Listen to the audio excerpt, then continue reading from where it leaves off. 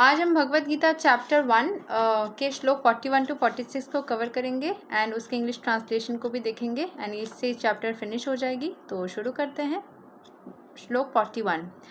संकरो नरकाइव कुला घननां कुलस्य च पतन्ति पितरो है ईसां लुप्ता पिंडोदका क्रिया।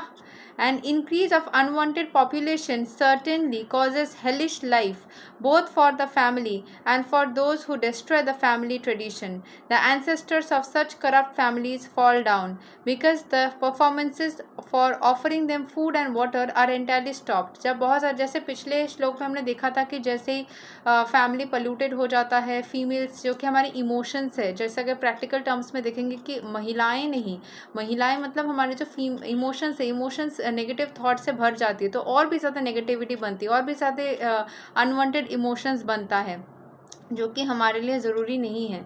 तो हमारे ancestors of such corrupt families fall down, ancestors की भी एनर्जी ड्रॉप हो जाती है, मतलब पुराने थॉट्स भी ख़राब हो जाते हैं जब नए नेगेटिव थॉट्स आते हैं। ये प्रैक्टिकल टर्म में बस एंसेस्टर्स और वैसे नहीं देखना है, हमारे थॉट्स और हमारे अंदर की बैटल है। ये जो महाभारत का जो ये मतलब पूरा जो भगवद गीता है वो हमारे अंदर के बैटल को, अभी हम सेकेंड दफ़ा जब ये भगवद गीता पढ़ रहे हैं ना, इसको इनर मीनिंग को समझ के पढ़ेंगे। पहले हमने बस ऊपरी तौर पे पढ़ा था, अभी बस इनर मीनिंग को समझ के पढ़ेंगे कि यहाँ पे जैसे अंदर की इमोशंस, हमारी पुराने थॉट्स भी ख़राब हो जाएंगी अगर हम नए थॉट्स भी पोल्यूटेड मतलब नेगेटिव थिंकिंग अगर हम करते हैं। The ancestors of such corrupt families fall down, मतलब पुराने थॉट्स भी हमारे ख़राब हो जाते हैं because the performances for offering them food and water are entirely stop, क्योंकि हम उसमें पॉजिटिव थिंकिंग कर ही नहीं पाते, इतना ज़्यादा नेगेटिव सोचते कि हम नेगेटिव थिंकिंग से भर जाते हैं। ठीक है। श्लोक 42। दोषैरितैः कुला घनानं वर्णा संकरा कराकैः उत्साद्यन्ते जाति धर्मा कुला धर्माश्च सस्वता। By the evil deeds of those who destroy the family tradition and thus give rise to unwanted children, all kinds of community projects and family welfare activities are devastated. जितने भी मतलब नेगेटिव कर्मा जो भी करते हैं, उस मतलब जो भी नेगेटिव डीड्स होती है या इविल डीड्स होती है, उससे हमारी जो फैमिली ट्रेडिशन मतलब फ्लो ऑफ थॉट्स बोल सकते हैं, या फिर जो हमारी जैसे हम जनरली लाइफ जीते हैं वो ख़राब हो जाती है और अनवांटेड नए नए चीज़ें हमारी लाइफ में थॉट्स आ जाती है।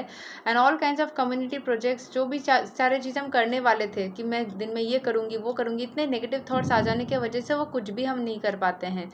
ठीक है। तो नेगेटिव थिंकिंग को लाने से क्या इफेक्ट हो सकता है वो बोला जा रहा है। All kinds of community projects and family welfare activities are devastated, खराब हो जाता है। श्लोक 43। उत्सन्नाकुला धर्मणां मनुष्याणां जनार्दना नरके नियातं वासो भवतीति अनुसुश्रुमा। O Krishna, maintainer of the people, I have heard by disciplic succession that those whose family traditions are destroyed dwell always in hell.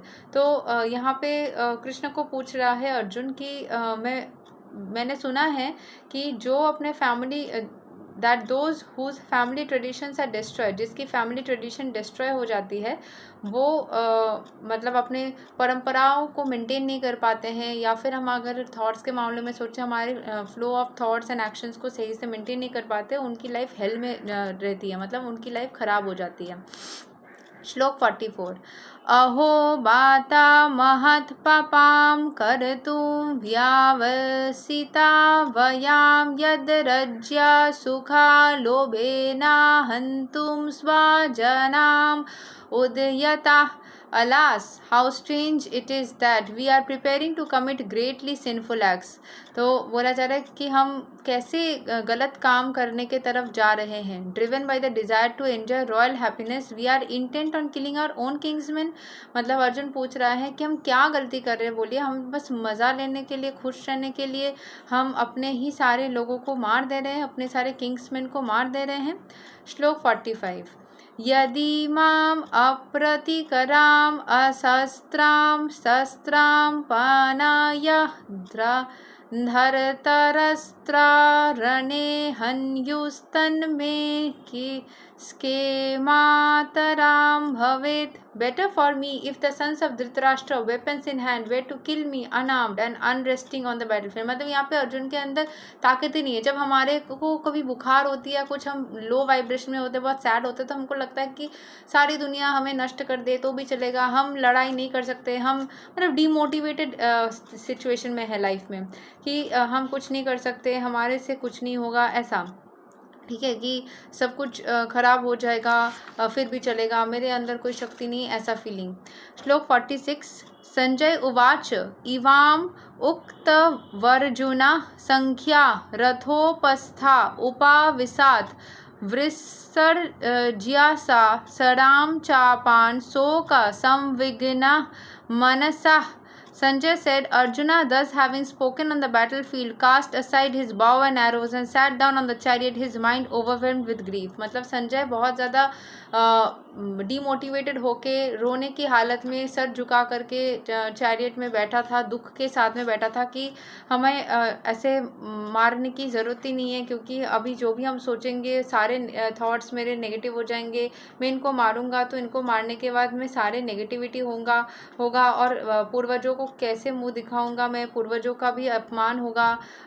फिर सारे परफॉर्मेंसेस पर ऑफ, फिर जो भी सारे नेगेटिव इमोशंस पैदा हो जाएंगे उनको भी जल देना या खाना देना या उनको पालना, या जो भी इनको मारने के बाद जो सारे घटनाएं घटेंगी वो कितना नेगेटिव होंगी. मतलब वो बहुत नेगेटिव हो चुका था.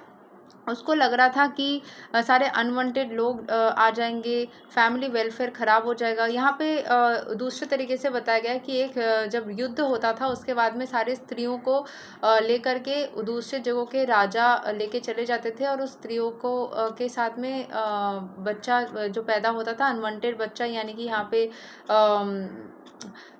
मतलब दूसरे किसी का स्त्री है, दूसरे किसी के साथ बच्चा पैदा होता था, वो गलत तरीके से बच्चा होता था, तो उन सब बच्चों का फिर कैसे अपमान होगा, ये सब चीज़ों को बताया जा रहा है. इनर मीनिंग देखें तो हमारी इमोशंस हमारे साथ जो भी सारे मतलब नेगेटिव थिंकिंग पैटर्न्स हमारे साथ आ सकते हैं कि एक को मारने जाऊं तो दूसरा आ जाएगा और फिर चलता रहेगा. इन सब से ओवरऑल बहुत ही डीमोटिवेटेड स्टेट में अर्जुन था.